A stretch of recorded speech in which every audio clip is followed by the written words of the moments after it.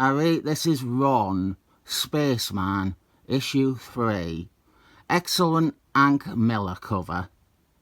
Ron Spaceman battling the dire straits, the shape-shifty alien imposters from among us.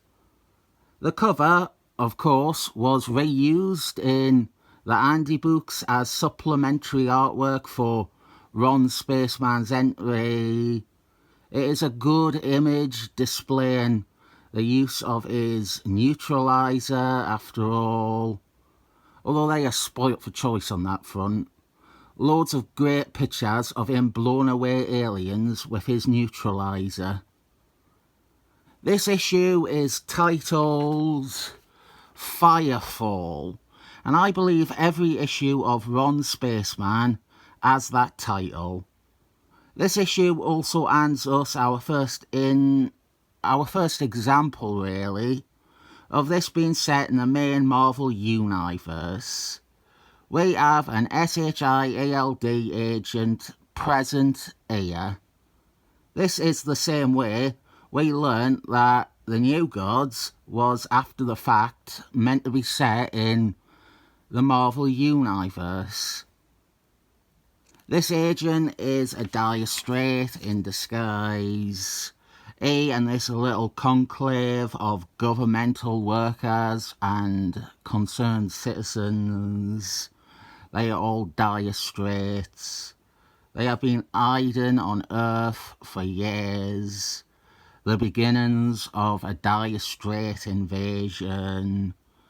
They are sleeper agents who have assimilated themselves into human society, such as being SHIELD agents or next door neighbours. They are meeting to plan against the first challenge to their presence on the planet, Ron Spaceman, who arrived on Earth in issue 1. They have also conscripted a human, an Earth criminal called Archie, and they are feeding his paranoia and aiming it at Ron Spaceman and the alien threat that is Ron Spaceman. They are going to use him as an expendable asset to throw against Ron. And then here is our star, Ron. He is a spaceman. He comes from space. And we get a quick recap of his origin here and his arrival on Earth, both of which were covered in issues 1 and issues 2, which I already looked at. Meanwhile, we continue to flesh out our main supporting character, Brandy Ash. She is a woman that Ron Spaceman interacted with, and she might be the only person on Earth, besides the Dire Straits, who knows Ron Spaceman's reason for being there, Ron Spaceman's mission. She is the only one who knows he is there to do good, or allegedly do good, and that he is not an invader. She gets a call from the government concerning a recent encounter with an alien. And then we cut back to Archie, who is being put through training exercises to make sure he is up to the task of fighting Ron Spaceman. And I have problems with this. Right, they are going to give him an armoured suit so that he can challenge Ron. Okay, fine, that all checks out. Why are they handing this to a human? Why aren't they using this themselves? Surely the guy who is an SHIELD agent has sufficient combat training to be as good as or better than Archie. Why wouldn't they use this weapon themselves? with one of their own instead of a human who could eventually use it against them. And a Dire Straits would have a greater advantage in battle than Archie does, in that they know all the details of what they are fighting. They know what Ron is really there for. They know who he is. They know his weaponry. Now, I do know this character, Firefall, appears in issues after this.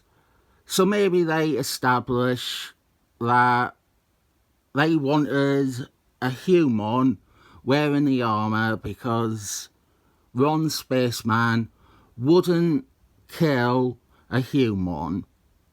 Or maybe the armour was inaccessible to Dire Strait biology. Or they didn't want to wear it because they hated its origins, which we get in a page or two.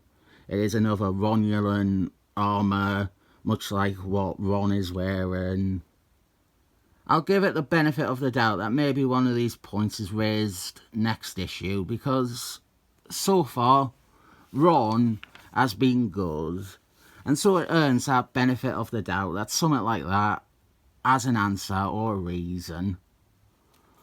Ron Spaceman finds another secret base filled with Dire Straits for him to exterminate. We also have this bloody advert again. Honestly, I cannot fault it. Anyone who is seeing this advert is intrigued by Ron Spaceman. It is a fantastic advert. We also have Brandy Ash's partner, Steve, who so far has been very milquetoast. He hasn't really done anything. But here, we are given reason to hate him, because he says Brandy is a little idiot. Ron Spaceman will cook this little bitch. The adverts are on form. Like the comic, buy the toy. You probably didn't buy the toy though, because it wasn't very successful. They are doing a Marvel Legends action figure of Ron Spaceman. It's not that landmark. Hasbro have the Marvel license, and Hasbro own Ron Spaceman now. It was more impressive that they sorted out the reprint deal. We have never had a Ron Spaceman mini-mate, obviously, but I have a spare Ultron body sitting around waiting for one of the Transformers mini-mates to have a head that looks like Ron Spaceman, so I can have a Ron Spaceman. One thing I do appreciate is that we have the Dire Straits, who are a great overarching threat for Ron Spaceman.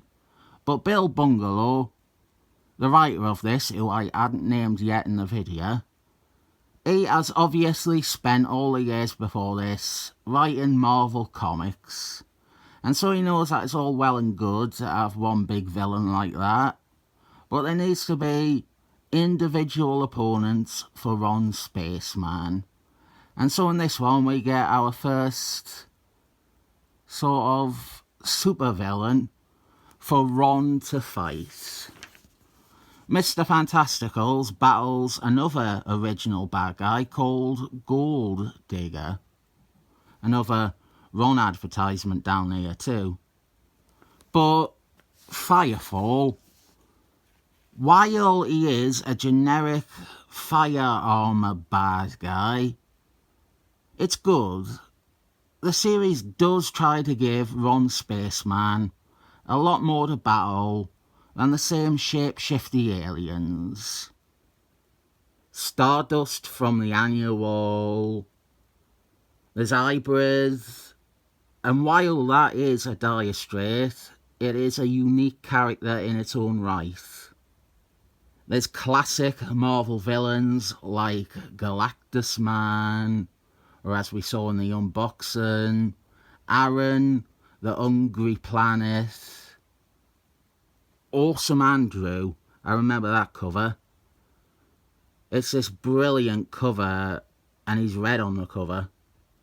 Space Pants Man, Titanium Man, who I still need to come up with a name for. The Evil Brotherhood of Evil Muties of Evil. Plenty of different things for Ron Spaceman to fight, while the main villains lurk in the backgrounds. I don't have issue 4, so we can't look at Ron Spaceman's bout with Firefall. I was going to ask, should I get issue 4? But I think this is a stronger incentive for me to actually read the omnibus to see how this story ends. That'll get me reading an omnibus for once. Here is a lovely pin-up image by Al Milburn. I am glad that I have cultivated a small community on here who seem to agree Al Milburn is actually pretty fucking good a lot of the time. Combating the Al Milburn 8 was always one of the lesser priorities of this channel. 3 issues in, and Ron Spaceman continues to be a solid experience.